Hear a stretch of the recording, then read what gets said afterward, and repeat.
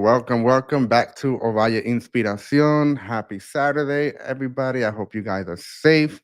I am here down in South Florida, expecting a possible tropical storm forming. So, more rain. I know we're still technically in hurricane season, so we just never know. Even though a hurricane already had passed, it didn't really hit us, but another one can form. So, welcome, guys. Thank you for coming in. Today, we have a special guest, and this time is not a stranger to me. Her name is Miline. I had the privilege to meet her, her husband, her daughter. I was also a former client of hers because she would braid my hair from time to time when my hair used to be longer. My hair is not long right now, and I hate the way I look right now. I look like my hair just spiked up, but it's all good. It's part of my growing stage of my hair. But today we're gonna have Malene. She'll be sharing her story on being sexually molested as a child, and she was raped as an adult. This is gonna be new for me because I don't even know her full story at all. So we're all gonna be hearing more about it and what she has gone through and overcame, and now that she has a family with kids and whatnot. But before I bring her on, I do want to share some stuff and I do want to read some stats as I go along. But the first thing I want to share with you guys is that just know that whatever it is that she might share, it can be triggering for some of you, and feel free to stop the live stream or leave the room, come back, or whatever the case may be. If you have any kids around, be mindful because we don't know what is going to be said in this live stream. So I just want to give you a quick definition of sexual abuse or sexual molestation. So it is any sexual activity between adults and minors or between two minors when one forces it on the other.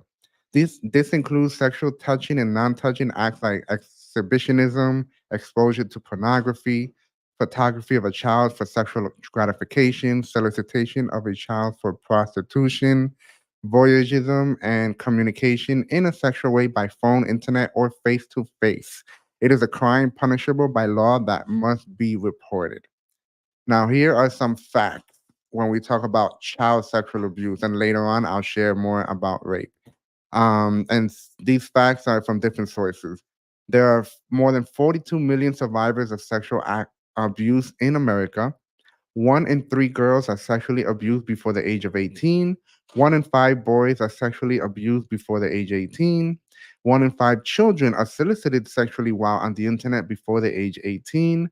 30% of sexual abuse is never reported. Nearly 70% of all reported sexual assaults, including assaults on adults, occur to children aged 17 and under. 90% of child sexual abuse victims know the perpetrator in some way. Approximately 20% of the victims of sexual abuse are under age 8. 95% of sexual abuse is preventable through education. 38% of the sexual abusers of boys are female. More than 90% of individuals with a developmental delay or disability will be sexually assaulted at least once in their lifetime. There are nearly half a million registered sex offenders in the US. 80,000 to 100,000 of them are missing. And the last one, a typical pedophile will commit 117 sexual crimes in a lifetime. So I'm going to bring Malene to this. So we have Malene. What's up? Hi, how are you? I'm good. And you? It's been a long I'm well. time. I know. Yeah. Well, a long time in the sense of like seeing you in the face to face. Well, I guess through video, right? But I In haven't the seen you in flesh. a long time face to face. We text more here and Hmm. there. So everything good with you? Yes, sir. Yeah, and I see the As beautiful well. nature. I'm jealous. You got the nice view in the backyard, and you got the I little love wind it. coming in. Yeah, the Yeah, birds so chirping. don't worry, I'll have my time, just not yet. Mhm. Yes, Just sir. not yet. So great to have you on, and Thank you. been knowing you for the past 7 8 years, along It's with been that long? yeah, I've been here 8 years, so I'm Yeah. assuming I met you probably either the first year or the second year that I moved. Mm. So I met Journey, and I haven't met your latest child yet. And Fritz, I see him. It's like there's a saying in Dominican Republic when you see when somebody is everywhere, it's not gonna sound exactly the same in English, but it's saying, "Man, tú estás hasta en la sopa," meaning like, man, you're even in the soup, meaning like you're everywhere. And that's Chris. Everywhere I go, if I'm in a van or just talking to somebody, I see him pop up out of nowhere. I'm like, bro, you ev but that's good. That's good. That's Fred. Yeah, yeah. But just tell us about yourself a little bit before sharing your story, who you are, where you're from, family, and all that. Okay, well, I'm Miline, as you heard. Um, my parents are from Haiti, so I am Haitian. I know a lot of people from Haiti would be like, "You're not Haitian, you're American," because I was born in America, but they're haters. Right. I'm whatever my parents is. Okay. Um, I am married. My husband and I, we have 3 kids. Um, and I'm a doula. I'm an herbalist. Um, I'm a As big you see, why you got all the nature in the background. right. I love nature. Um, of course, a sexual abuse advocate. Um, and then I'm also a plant-based chef. Oh, and a hairstylist. Okay. Got a lot of hats. Right, A lot of right. hats on top of It's being fun. a mom, right? That's just, man, I don't know how y'all women do it. God bless your heart. Gotta That's keep busy, awesome. running around and stuff, right? Yeah, yeah, yeah. Yeah, but I know that where you're at now, it's probably more of a relief, being where you were before down here in more South Florida, Hmm. because you get to Yes, experience more, just Lehigh is the definitely, nature, more quiet, yeah, right? Lehigh And is definitely more peaceful. I felt like Miami was too lit, I guess, of in a sense, course, it's a or city, just too much touristic going city. on to, yeah, too much to raise a family. And then not just that, but just the cost of living, I didn't feel like it was worth it. If it's gonna Oh be like my this, gosh, y'all don't need to have us spending not like, I didn't like yeah, those prices, and yeah. it's I'm, not, I'm, yeah. yeah. Trust me, I'm at that point already. I love the city life. I love it, but I'm at the point where I'm done. I'm ready to surrender and go to like more suburban, rural, woodsy type stuff, especially for my Yeah, kids and better quality of life. Yeah, most I can't. definitely. So I'll be where you're at in the name of Jesus. Awesome, awesome. So tell us. Let's get into your story. And again, I don't know any of this stuff because I never heard your story. So I guess, start off from your childhood. Of course, how was your childhood like? You have siblings. Where did certain things happen? How did it build up? So share whatever you're comfortable with. Mhm.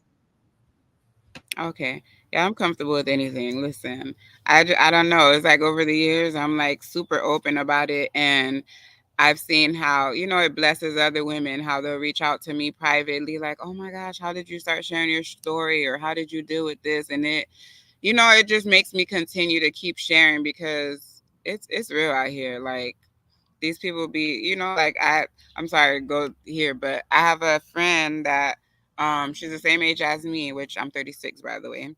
Sometimes I'd be like, I'm 37. I'm like, wait, how old am I again? But anyways, I found out I'm 36. Right.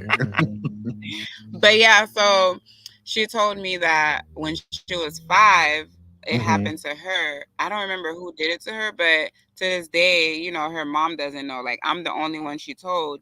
And I'm like, man, like, I don't know. It does a lot to you when you're not able to like let it go, release it, and heal from it. But yeah, so uh it started off when I was in elementary school.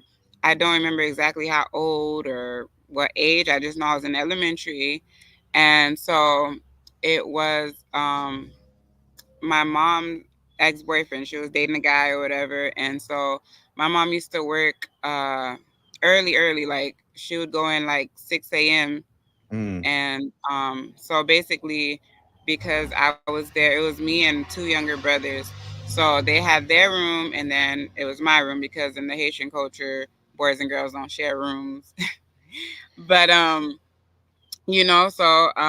just remember he would come and get me from my room and then go into him and my mom's room and, just doing activities that are not for kids, and Mm. obviously, like, uh, it was basically like, him getting naked.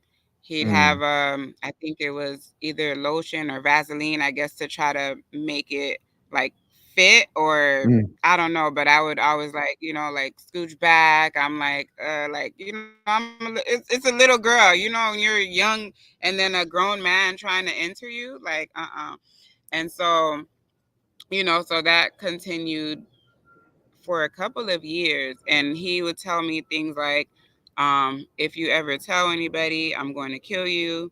And of course, as a young girl, I'm scared, like, okay, I won't tell anybody.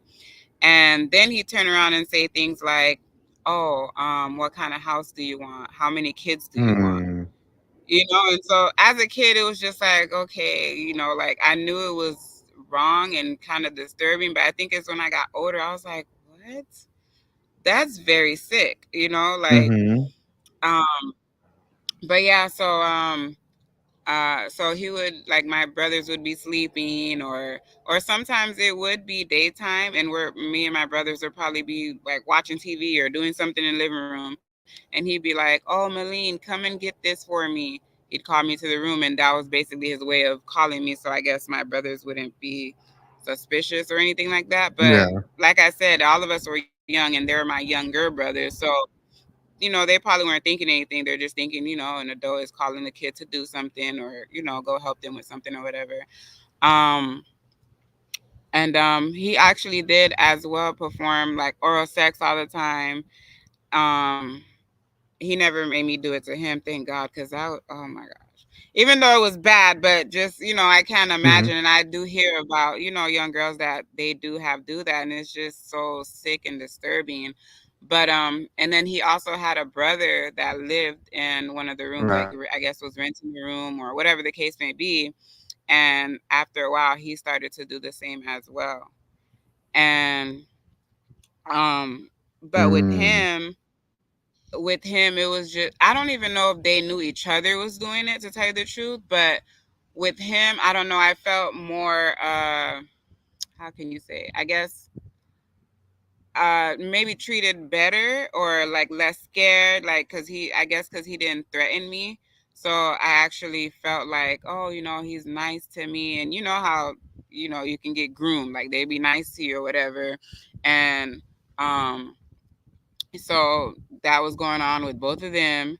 And then they had they used to go, they at a certain time they would go to work, like they would have like this big bus that would go around and pick up people, and they go work, I think, in the fields or something, I'm not sure.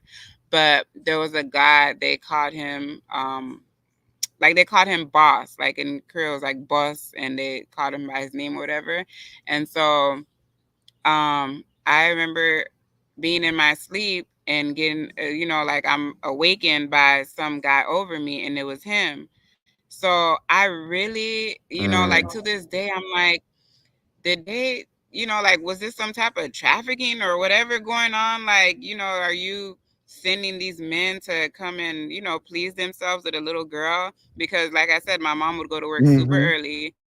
So then they'd come, and it was still early, to where my brothers were sleeping or whatever. Like, there's no other adults. And so I can't imagine like a grown man coming from somewhere else and coming to take advantage of me. It had to be that one of these men was like, hey, you can come and have fun with this girl. And so, yeah, Wow. so and I don't remember if there was any more. I honestly be feeling like there was more that I just can't remember, because I learned that sometimes our mind will block things out. I guess maybe if you can't like take it or whatever the case may be. Yep. Yeah. Because there's some things that I don't remember, and I guess, yeah, your mind trying to protect you, whatever. Um, so I just remember one day, I was in sixth grade at this time, And I don't remember asking the teacher, "Can I leave the room?" or anything. The first memory from that time is me sitting in my guidance counselor's office and just Mm, telling her. I don't even have the memory of what I said to her, but I just remember her saying, "Oh, she got to make this call." And she had to call like my mom and whoever, and she had to get a lady that worked at the school to translate and tell them mhm. what I just shared with them. And my mom was at work and they called her or whatever. And I don't know, like 6th grade, I feel like you have the, I guess, the mentality or whatever to understand what's going on, but I honestly feel like I didn't know what was going on, like I didn't even know what I did. But I'm telling you, I don't know, I feel like God literally picked me up, placed me in this chair and was like, "Open your mouth." Because Mhm. I don't know how to explain it other than that. It's so, I don't know, it's so interesting to me to this day. Yeah. um and so yeah, so then, I found out that they went to the house and arrested him like right then and there. And and he was in jail over here up until I was 18 years old.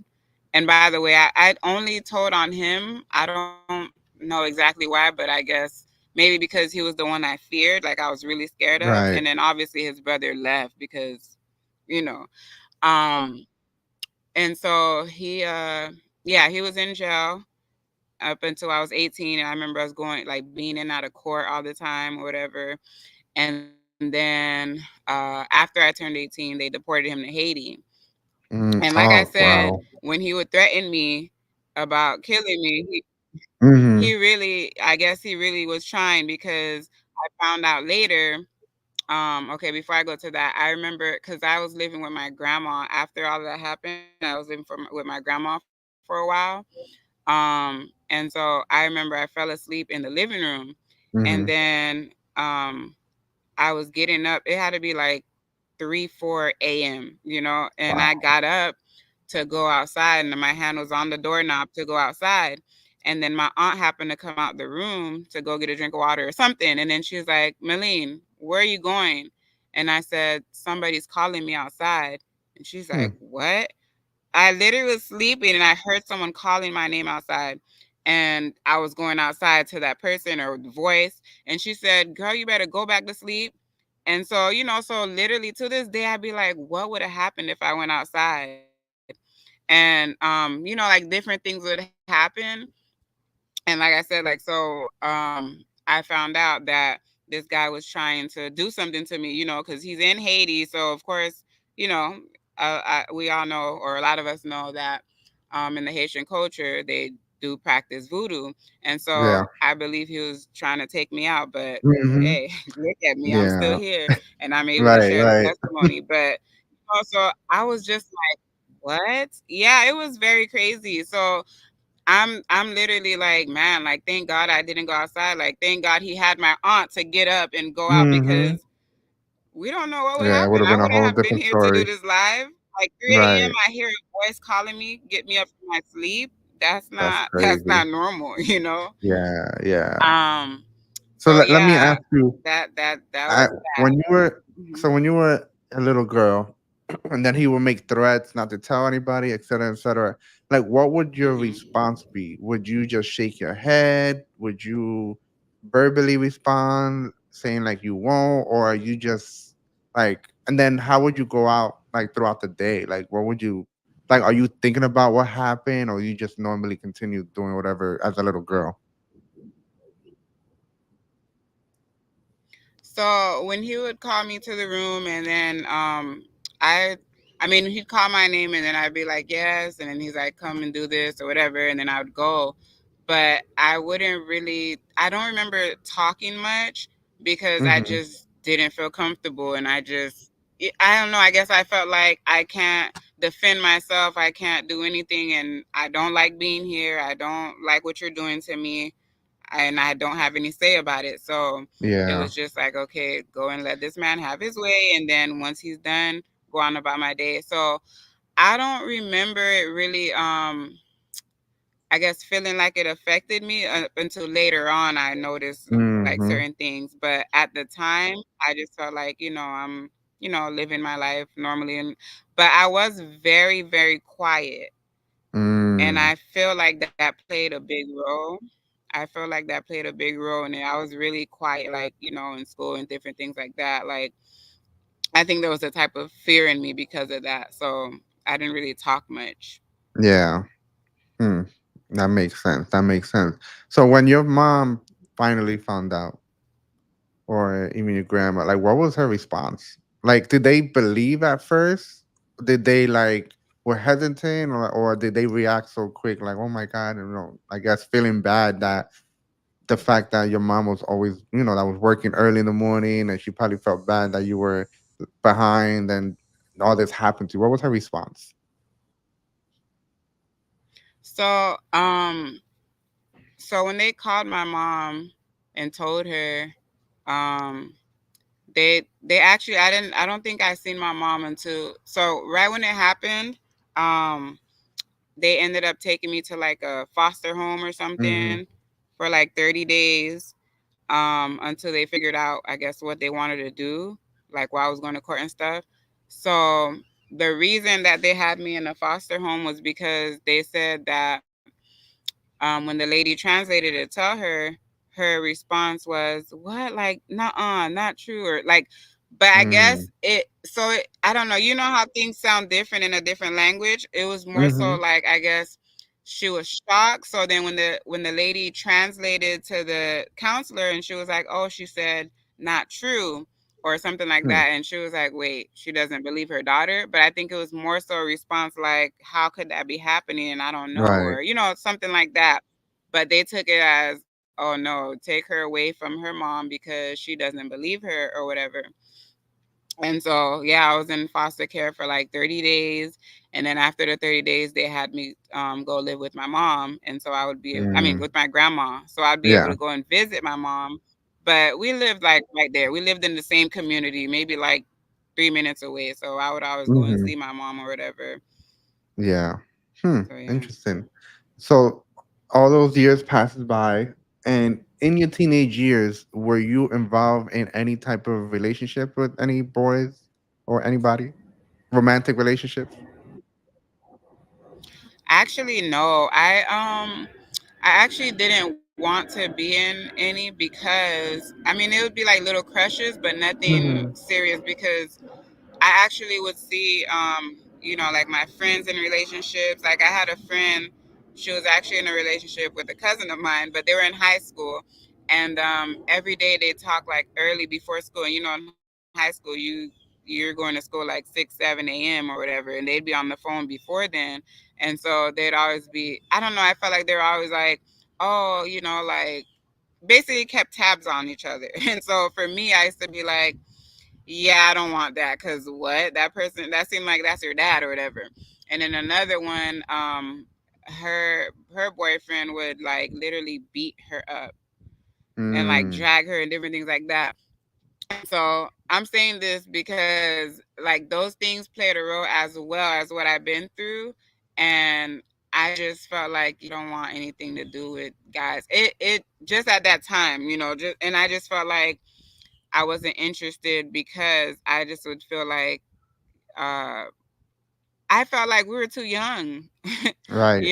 So but yeah, but as far as like, I guess, like an actual relationship, or being sexually active or anything like Mm-hmm. that, I was like, and I truly believe that it has something to do with, with what I went through. I just felt like, no, I don't Right. want that. And I used to look at girls around me like, how are you? Like, I remember one time, in the PE locker room, there were these girls, singing, uh they were singing some song by Genuine, and at the time I didn't Mm. understand it, but I was just like, that doesn't really sound like a kid song. And it was like when I became an adult, I'm like, hold on, these girls were singing about sex. Mm. And so a lot Wow. of them were sexually active, but I just, I was like, yeah, we're Yeah. Yeah. I definitely too asked young that for that. because genuinely, when people go through stuff like that, um, or even just have an experience, nothing crazy as a young boy or girl, they tend to be because their life is more open and they experience, they tend to be more promiscuous as the time goes by and enter relationships and this and that, so they get Yeah, to experience more. But obviously it's not like that with every single person, maybe due to fear or just disgusted because of what happened to them. Like, yeah, I don't want to deal with no relationship, like this and that, you know. So that's why I wanted to ask more about you in that yeah, area. Okay, so 18 years old, so you said he was yeah, locked up until 18 and then deported? He was deported yeah. after he He was was locked locked up? up until I turned 18 years old, and once he turned 18, he got deported to Haiti. Got it, got it. Okay, and I- did Yeah, he try to still, I guess, form a type of relationship with your mom even after all of that? After getting out of jail? not No, well. good. He didn't. I mean, he didn't get out of jail. He was in jail until I turned Mhm. 18. Then once I turned 18, he got deported. Oh, but you're saying when Mm. he was in Haiti? Like after, yeah.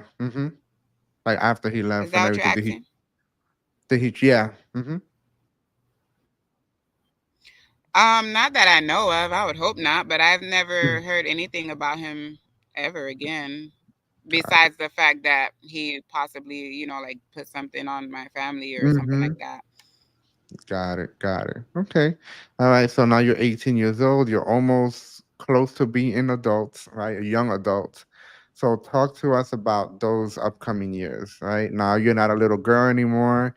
You're older, but trauma is still happening or happens, now that you're an adult. You experienced something as a child, now something happens as an adult. And I know you have 3 kids, and you talk about what happened in the adult years. Okay. So, when I turned 18, I was like, oh, like graduated high school and just ready to get up out of Immokalee because I'm from Immokalee and it's a very small town where we have one high school, one middle school. So Mm. everyone knows each other, and so I was ready to leave there. And so I first went to Tampa. I have an uncle that lives there. I went to go live with him for a while and was going to school there. Um, and basically live that party life and the drinking and doing all these Mhm. type of things. And um and then I wasn't there. I probably was there like a year or two, and then I moved to Miami.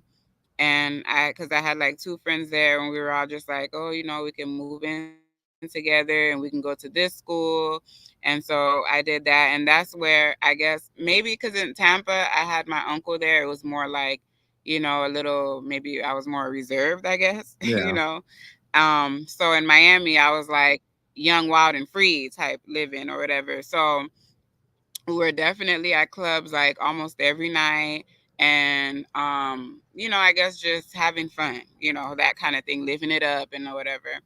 And so then that was when I started, like when I would meet guys. And I don't know if this would kind of be like promiscuous, but it was more so like, so I wasn't having like, I guess like sex, but I became addicted to men performing oral sex. And so like that was my thing. It was like, hey, okay, I'm gonna meet this guy, and if he's about that life, then I'm gonna get this. But if he wants to have sex, then I'm not the girl for you, whatever. It was just, that was my fun, I guess, my Yeah. pleasure, or whatever. And so one day I met a guy. I was walking, yeah, I was walking from my friend's house to the store or something like that. And then he was driving by, and then he stopped and he started talking to me, and then he asked me for my number. And so I gave Mm. him my number. And then so from there we started texting. And then he started talking about hanging out or whatever, like, oh, we can watch a movie or whatever. And I'm like, okay, cool. And then so he picked me up. And then this was, I don't know if you know they call it the Poke and Beans projects in Yes. Miami.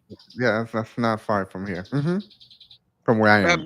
Yeah. basically the projects. Yeah. Mhm. So he picked me up and then yeah, he picked me up and then he put on a movie. And so, we're sitting there watching it or whatever. And then well, we were like in the room. And but yeah, so he put on the movie and we're sitting there watching it. And then probably within like 5 minutes of the movie, this man starts like kissing my neck and doing all this. So Mm. I'm like, oh wow, this man is fast. Like you wasted Mm. no time because I was like, Mhm. geez, can we at least watch the movie? But I'm like, okay, whatever. And um, so then um he starts to take off like my bottoms. I had pants on, whatever, and obviously I already knew what he was gonna do. So I was like, Mhm. okay, well, I'm like, you're gonna do that, and then like that's it or whatever. And so he performed oral sex, and then he started to take off his clothes, and I was like, oh wait, wait, no, and I put my pants Mm. back on, and he was like, oh, like come on, and I was like, no, I don't want to do that, and he was like, no, just let me put in the tip or just, and I'm like, no, like, so basically we were going back and forth or whatever. And then I guess after a while he got tired of it. He got frustrated, upset, whatever. And this man like slapped me, like Mm. like once he did that, my whole body just shut down. And I thought, oh my gosh, this man is going to rape me and then he's going to kill me and like that's it. And I'm thinking like, what is my family going, like they're gonna hear about this, Right. like, like this is how I went out, or I literally like my mind went so many places. And then in that moment I had flashbacks of when I was in elementary Mm. school when this guy was doing it to me. And I was just like, how did I end up here again? Like, so it Wow. just like it was like my life flashed before me and I was just like, what am I doing? And Mhm. so, and of course he did what he had to do. And then he after that he told me to get in the shower, of course, to like wash off whatever. And so like I'm in the shower and I'm just like, man, like what the heck. Then he's talking to me like everything is all good, like nothing, major just happened. Wow. And I didn't talk the rest of that night. So then he, like he's going to take me home or whatever. And I remember he stopped at this like a corner store or something. So I'm Mhm. sitting in the car and the car's running and everything, and he's gone in the store.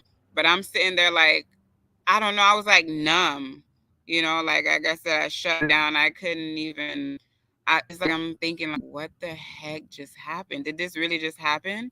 And so then he drops me off, and at this time I was at my friend's house. So he dropped me off, and then as he's leaving, I'm like, okay, let me get his tag number at least or whatever. Do you know this man backed all the way out instead of, like he basically he drove in a way so I won't see his tag number. I think he, purposely did it or whatever. And then this was the crazy part. So I called my friend to come and open the door. And so when she came, she greeted me or whatever. Then she was like, her first words were, what happened? You got raped? And then I was like, I just burst into tears. And then she's like, oh my gosh, oh my gosh, oh my gosh. I don't know if it was supposed to be a joke or what, but she was like, oh my gosh, oh my gosh, oh my gosh. And then she called the cops or whatever. And they came. And of course, I went and got checked out and all that. And then, so after that, then they assigned a detective or whatever. But the crazy thing was, I didn't even know this man's real name. I just knew him by his nickname. So, that didn't help much or whatever. But I did have his phone number, and they called him in for questioning, and he agreed to whatever, but he didn't show. And I'm like, of course, who's gonna, like why would he show up for that? And so the detective was on the scene or on the case for a while. And when he was questioning me, he was like, so you were sitting there in a running car and this guy was in the store and you didn't think maybe I should drive off or maybe run out the Mm. car, ask for help or something. And I was like, no, I just, basically, like I said, I shut down. I was like, just numb. Right, I right. really was like, just kill me now because Mhm. I felt so horrible. Like, what the heck? And so, so I don't think this guy really understood that. And I know sometimes we could be like, oh no, if I was in this situation, this is what I would do. But I think it was one of those things where you had to be in that situation to know what you would do. You can't say like what you would do. So this man, Right. he really made me feel like I was a liar, making it up. He was giving me this look like you're wasting my time type thing. And I didn't like that at all. And I'm like, man, I don't know. Like these people have no type of, like you basically you shouldn't be in this field if you have no type of sympathy or whatever, because why Mhm. would I come make this up? I don't know, but I guess like I get how on his end it could look like maybe a made up story because I don't know this man's name, Yeah. and and then there's no way to find evidence on me because I took a shower or whatever, and Mhm. then saying that I was sitting in that car. Like, okay, you could have escaped some way somehow or whatever. So, and then even with that, after a while, they called me and was like, they're closing the case because they couldn't, find him or whatever, and they couldn't do anything about it. And so yeah, that was that. And Hmm. so for a while, I would feel like, man, like this time it was my fault because I went out there and put myself out there, whatever. But I think I had to tell myself, like, no, it was not my fault. No means no. Like I never Right. made an agreement and said this is what we're gonna do. Even if I did make an agreement before, I could have changed my mind. By the end of the day, like no means Mhm. no, and that's it. Yeah. So yeah, Yeah.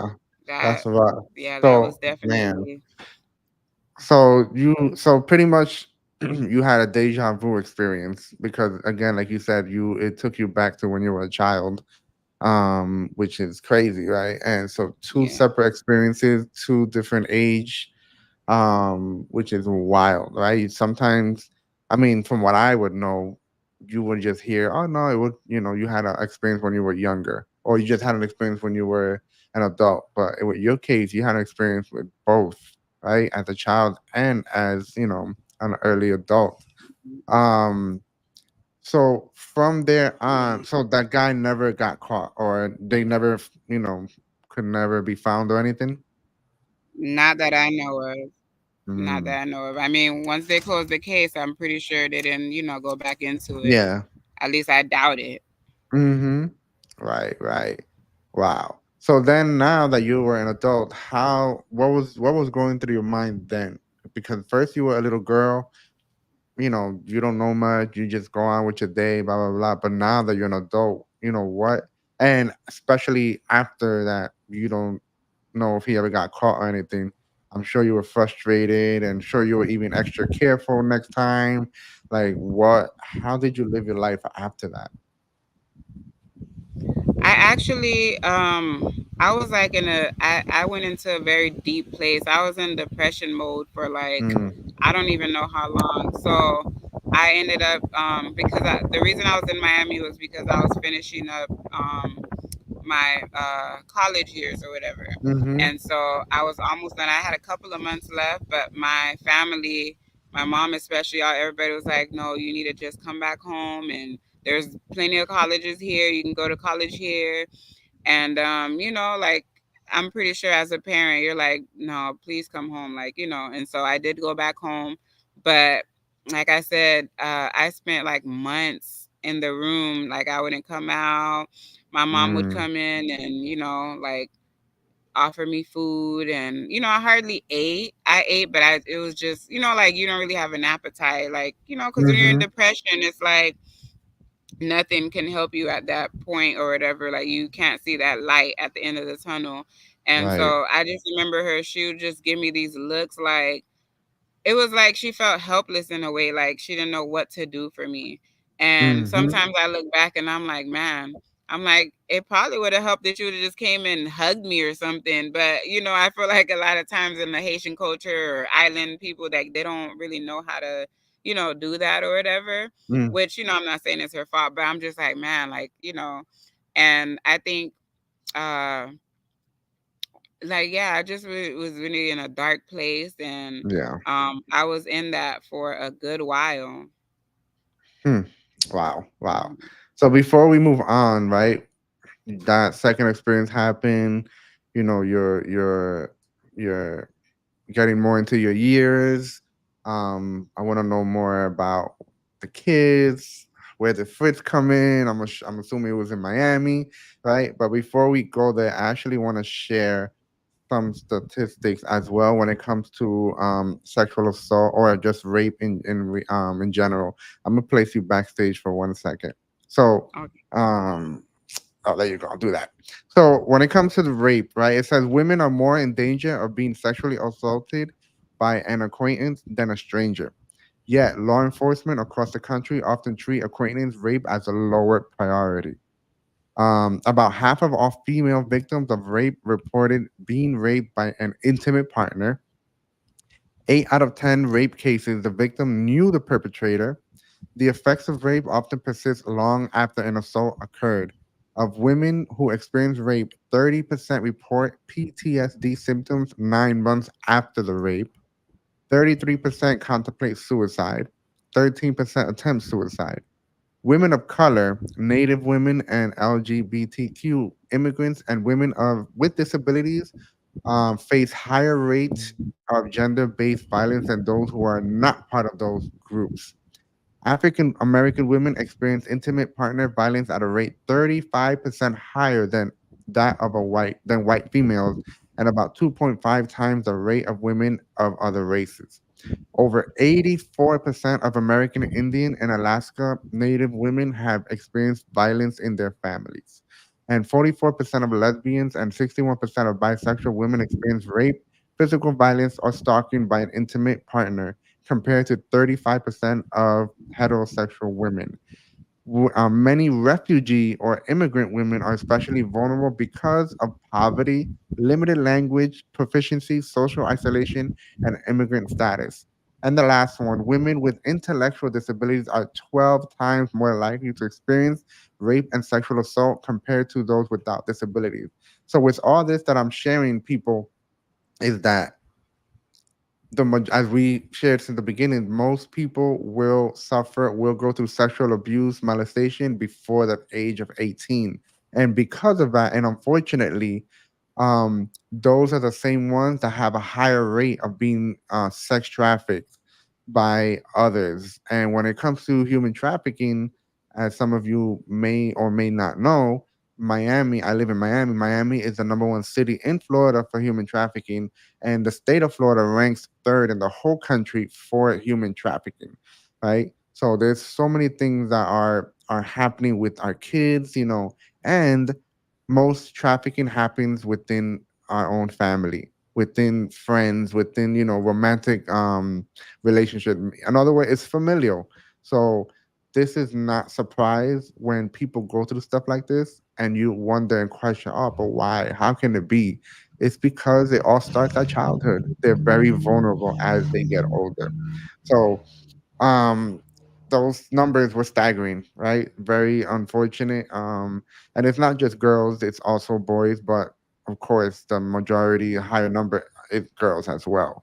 So before you go on with that, based on what you just heard, what are your thoughts? No, I know that they're very true. So for me, I did have those, stages where I was suicidal, where I'd have the suicidal thoughts. Um, and I also had a point in my life. It might have been very short, but I went through it to where I felt like, maybe I don't need to be with a guy. Maybe I need to be with a woman because I feel like, Mm. women, we understand each other better, and a woman won't Mm-hmm. hurt me like the men do, and things like that. Even growing up though, I hung with a lot of guys because I felt like they could be my protector in a sense. Like they'll protect Yeah. me from any of the other guys. Like they're my friends, they won't hurt me. But if any Mm. guy tries to come in, and hurt me or whatever, I have these guys as like I guess like big brothers or whatever. And Yeah. so, I had a lot of that growing up. Yeah. Got it. So Got I it. definitely agree with those statistics. Yeah. So, and how, okay, as far as going through all that, of course, you already went through the trauma and you're hurt, you wounded. How were you able to overcome all those things? You're like, I guess talk about that. And I know that you're also in the area of health, and that's a big deal for you, and that can also affect you know, the way you think, or chemicals in your bodies and all that kind of stuff.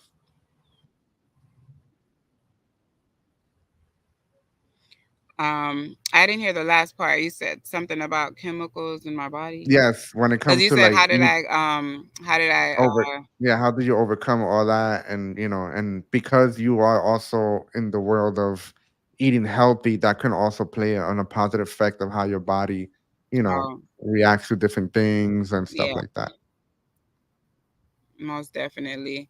Um, So I had a friend that used to go to she used to attend the church that Mhm. that she had me go and visit, and so I visited there, and I just remember this lady um that they actually called her testimony, like that was her nickname or whatever. Mhm. And so she, because a lot of the people would share like their stories, their testimonies or whatever, but this lady, she actually was sharing about sexual abuse, and she kind of shared like a Mm. good amount of details, not like deep Yeah. deep, but things that I felt like, oh my gosh, like how are you sharing this? Yeah. And so that was the start for me. I felt like, oh, you know what, she's actually talking about things I went through and I've never really talked about them. Mm. And so it had me to kind of open up, and I was like, man, if she can share her story, I can too. Because I felt like at that time it probably wasn't affecting me as much as it did in the past, but of course, because it wasn't dealt with, like I felt like there was still some healing that needed to be done, and some things that I needed to, like basically bring up the root and just, like make sure that I wasn't, I guess, bleeding out on different situations or whatever, or just, you know. And so from there, I actually started sharing my story, my testimony, whatever. And it just started to feel so freeing, like Mm. I felt like, oh man, this feels good. Like I just, it's like you're able to release it. And I'm like, Yeah. oh shoot, I got that off my chest. I didn't even know I needed to, but Right. it helped me, like I felt like, oh, I could breathe. And then, like I said, how, like the women would come and ask me or maybe message me on Facebook because I just started, like going crazy with it. Like I'm sharing it in the church and I'm sharing it Mhm. on my social media platforms. And so, like seeing the women come to me and, in that area, how they were basically like suffering in silence and things like that. And how some of them probably couldn't even share because it's their dad or it's this family member, and they don't want to, have the family fight, or they don't want someone to not believe them, or whatever the case may be. Yeah. um so that really helped me, and just like, okay, God, like what is it that, that I need to work on, or how do I heal in this area? Like, it was a lot of prayer and just times like just crying out, Mhm. like, oh man, help me with this and help me to. And I really was like, whatever's going on with me, I need to heal before I even, like think about marriage or anything like that, because I didn't want to be, like for example, I sometimes will hear how some women, like, or actually the lady that shared, the first lady that I heard share her testimony, she would say how in the bedroom with her husband, like it was, there were some things that Mhm. maybe triggered her, like her husband couldn't touch her a certain way or different things like that. And I was like, I don't Yeah. want that. I'm like, if I'm hearing this now, like I feel like it's good that I'm hearing it. But Mhm. and obviously, like some things can happen that you don't have control of, and you're probably still gonna go through it. But I was like, Yeah. okay, like whatever I can heal from now, like please, like help me now or whatever. And so, so I think that was really what, like helped me to heal from that, and Mm. just really realize like, you know what, like none of this is my fault. Because even like as a child, with all that happened to me, I used to feel like ashamed, Mhm. embarrassed, like I just felt dirty, and like, I felt like it was my fault. But Yeah. you're a little girl, like it's definitely not your fault. And so Right. I don't think I really understood that until I opened up and started sharing my testimony. I'm like, you know what, this is not my fault. I think that was part of why I was kind of holding it in. um and so yeah, that was a big factor for me. Yeah. Yeah. And I don't know if I praise answered the God. whole question. No, you good. You good. Praise God. And you weren't only well, the person that was sharing this testimony, she wasn't just sharing her story. She was sharing your story. She was sharing the story of other women, and Mhm. then you follow Yeah, along, and you're sharing now the story for those women that are still struggling right now to even talk about it, yeah, right? So you don't know who might listen to this, and I'm like, oh man, like she had the courage to do it, then I can do it as well. But it's just difficult, and they need guidance and whatnot. So thank you for sharing that. So mhm. moving fast forward, Fritz comes along. So who is this man? Somebody Who that is had he? dreadlocks for a very long time, and I got upset that he cut it off. But anyways, tell me, how'd you meet him? Where was this? Was this at church, or you know? So yeah, tell us who he is.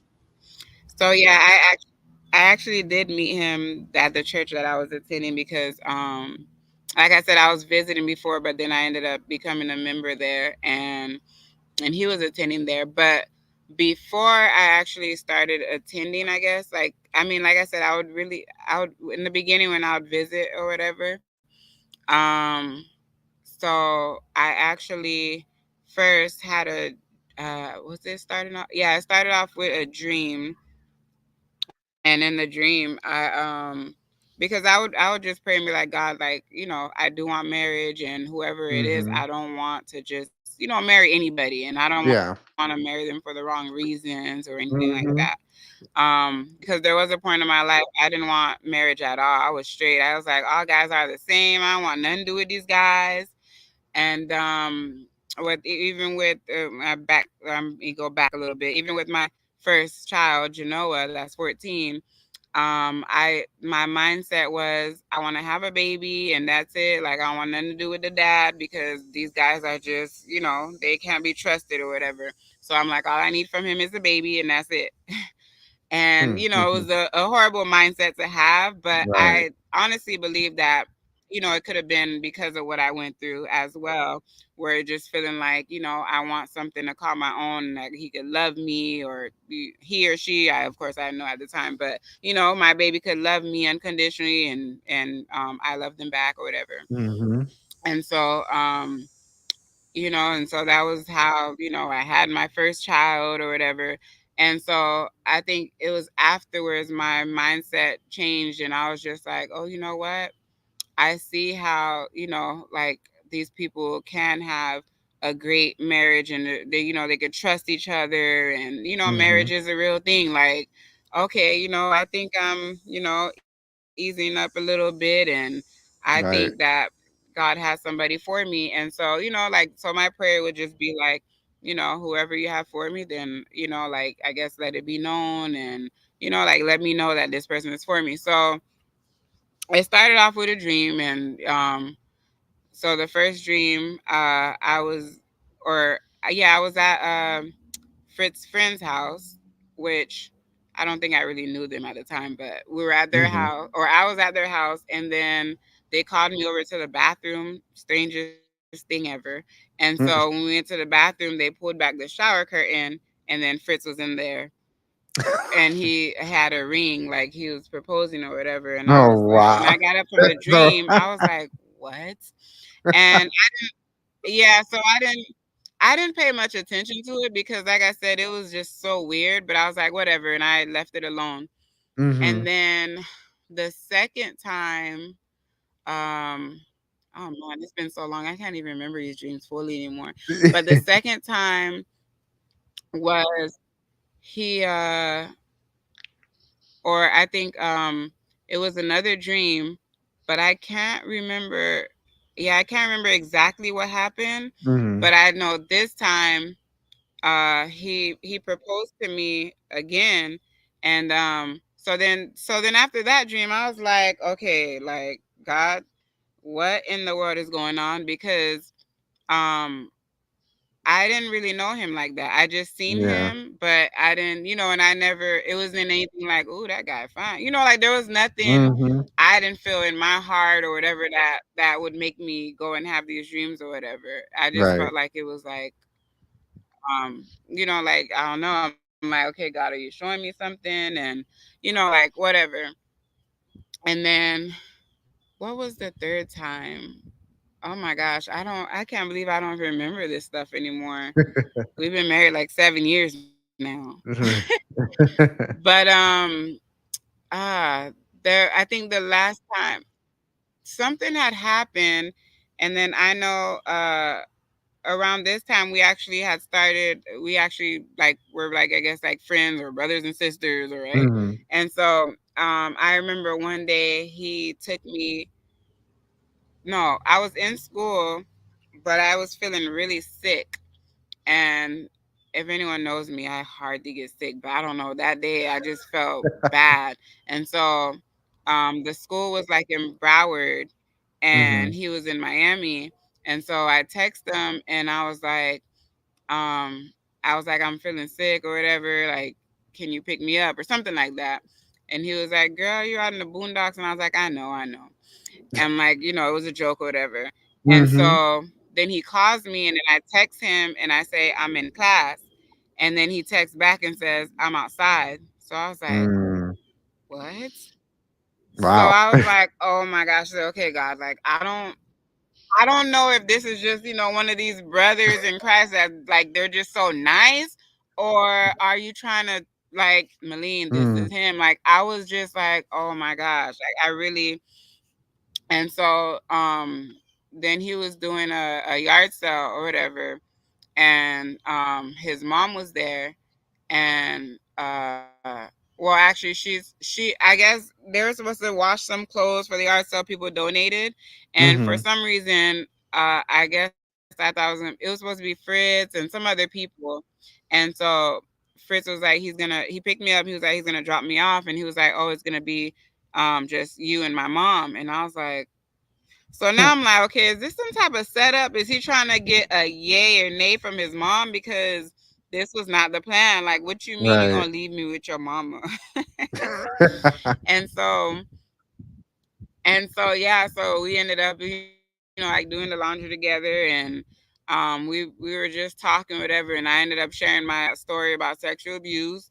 And then she was just like, man, like I hate that happened to you. And she was just like, yeah, so many people go through that and they're Mhm. not able to share or whatever. We're just talking whatever. And then I think the next day of the yard sale, he um he was saying that I guess she pointed at me because I was there for a little bit helping. And oh, there was a classmate that came to the yard sale, and she was talking to his mom, and Mhm. then she goes, "Oh yeah, like Fritz's wife or whatever." And then she pointed at me. Like I found this out years later, by the way. My friend was like, "Yeah," she was like, "Yeah, that's Fritz's wife." So she at the time thought that something was going on, but really there was nothing yet. Mm. And so I was like, "Wait, what?" She said that. So it was just funny. And and then finally, like one day, he called me, and if anybody knows, like Fritz stutters, and so when he's nervous, he's like double stutters. I know. I So know, he trust me. called me, and so yes, he called me, and then he was just like, he was just talking to me, and then he was telling me how his mom was saying this and that about me, and basically it sounded like he was beating around the bush. It was just so funny. So I'm like, Fritz, what is it exactly you're trying to say or whatever? And then he started to tell me how he believed that I was the one for him. And then, Mhm. so I just started cheesing, and I'm like, well, finally, because I felt like I knew, for a while, like to me, I feel like, like, oh, I already know, but I'm not Mm. going to say anything to you because I want you to know, like, I don't want to be the help. Like, I really want it to be like a mutual thing. Right. Um, and so yeah, so then when he shared that with me, and then I ended up sharing everything with him, and he was shocked, and he said, "Why didn't you ever tell me?" I said, "Come on, Fritz, how I'm gonna tell you this? Like, I don't want to like throw you off track, and then now you're like, is this girl just, you know?" And so yeah, so then from there, we basically started our friendship and our journey or whatever. And one thing that I did say, like one of my things, I guess because I heard people's testimonies and things, and I was like, oh, I want my story to be like that. Like one of the main things was how they waited to get married to have sex. And so I was like, Mhm. "Oh, I want that." And I didn't think it was possible, but I Right. was like, "Man, like if someone truly loves you and cares about you like that, they're gonna wait and they're gonna, like they're gonna see your worth." And I think, Mhm. yeah, that in that time I had to learn my worth and just be like, yeah. So, so it was like that healing time and learning my Mhm. worth and just, because I didn't want to go through that same thing I'm like, I did it this way. Let me try a different way. And Right.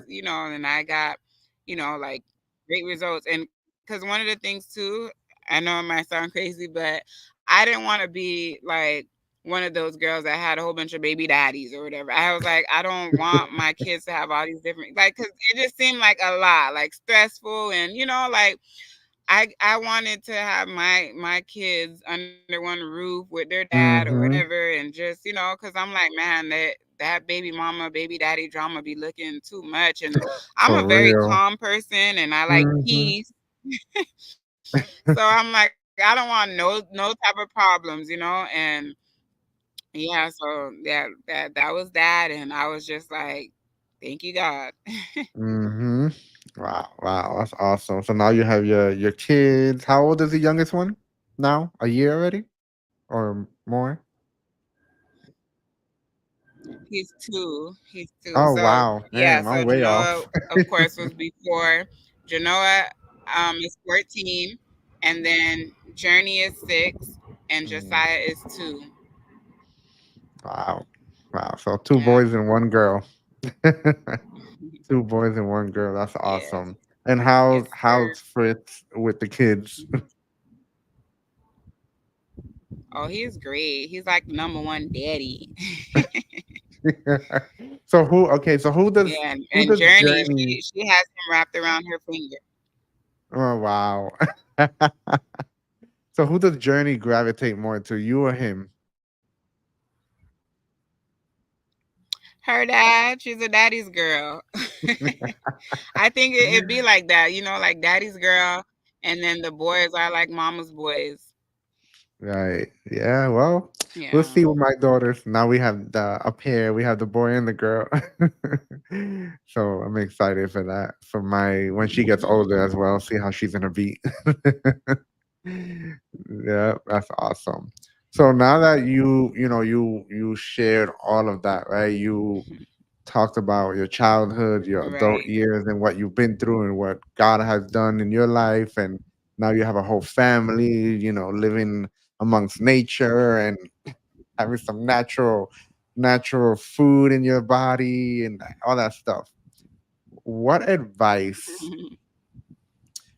what advice would you tell young ladies or young adults, women, when it comes to relationships, or anything in general or in that area? Especially to prevent something like that um happening to them. so when it comes to relationships, I would say just really, like it's about knowing your worth, so like it's just coming to a place to where like your worth and just really learning who you are and valuing yourself. For me, like I said, I had to come to that place, not just settling for anything, and like I said with the story when I got older. So I mean, I believe that could have been prevented, Mhm. but I obviously believe because of what I went through as a child that that happened Right. for that reason. Like I don't believe that I would have been that way had Mhm. that had not happened to me. So it was like that pretty much made me go back into that place.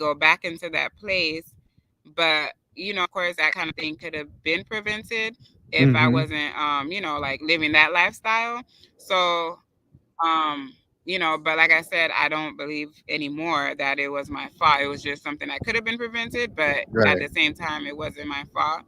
Um, and just like um being around people that or like just being around people that like you love and trust, and being open and being able to talk to people, um and like as far as being prevented, like I guess, yeah, just as far as like your locations, maybe like maybe like sharing locations with someone Mhm. that like, hey, if something is like, I didn't share with you that I'm going to be at this place, or or I wasn't supposed to be here this long, and now it's like, hold up, like, or this person's not responding, like, wait, she Mhm. didn't text me back, is she okay? And but I think it's very important to like share locations with people, whatever, like, and if you can, like, get the maybe the, because I know like a lot of people are into dating and stuff, and you might Mm. not know the person too well. Right. Just having the person's, maybe having some type of piece of information that can track them to that person. Um, things like that, like um some type of something that can kind of like protect you, and Of help course. lead to that person, and hopefully stop anything that can, or prevent anything that can, that they can try to do to you or whatever. Right, right, right. Yeah, yeah, that's great. That's great. But I love what you said about knowing your worth. Because if you don't know your worth, then Mhm. it's gonna be very easy for anybody to take advantage of you.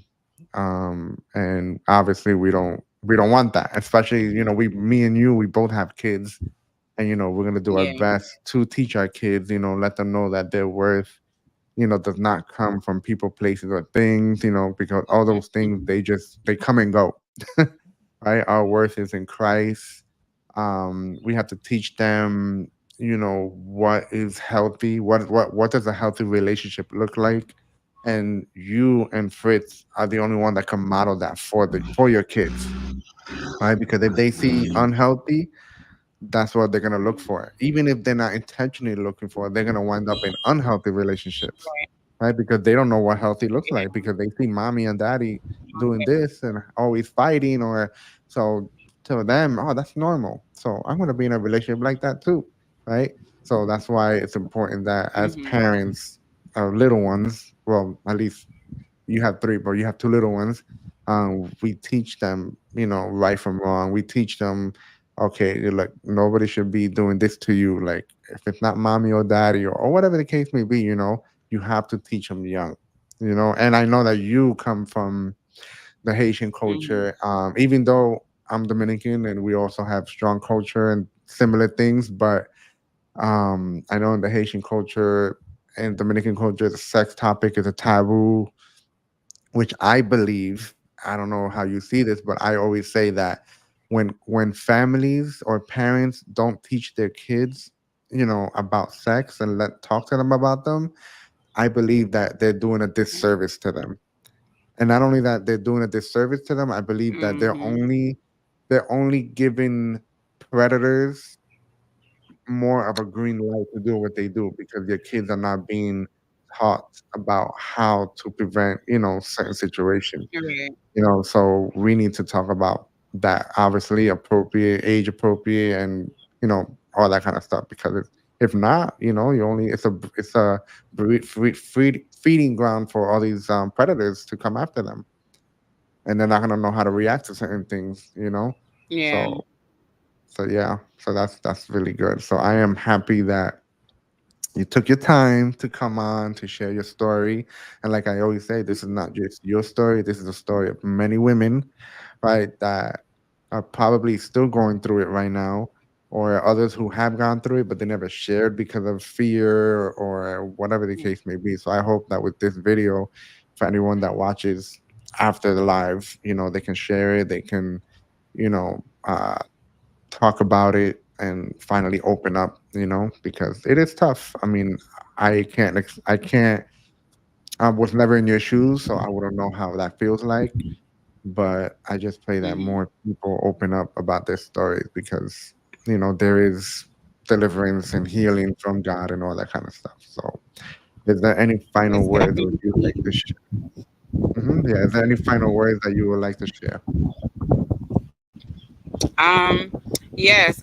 Basically, like just, be encouraged if there's any of you out there, men and women, that has ever been through sexual abuse, sexual assault, rape, any of these forms or whatever that was not, you didn't give any consent to. I just really encourage you to, open up about it and free yourself, because that person that did it to you, they're probably walking around free and they done, you know, forgot about it or whatever. But you need to do it for yourself, like, really just be able to.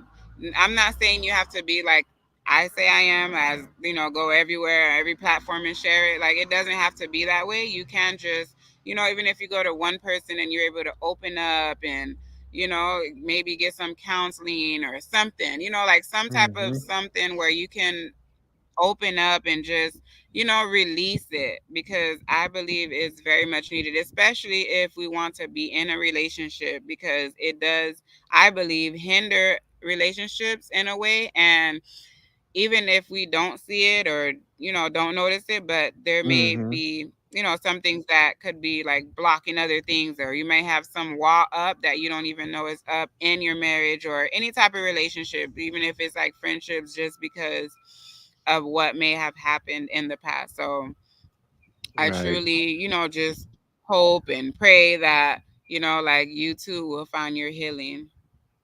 Right. Awesome. Awesome. Well, Malene, I appreciate you for sharing your story. I will put your Instagram handle or Facebook on my under the information, so people want to know more about you. They can reach out to you. You never know.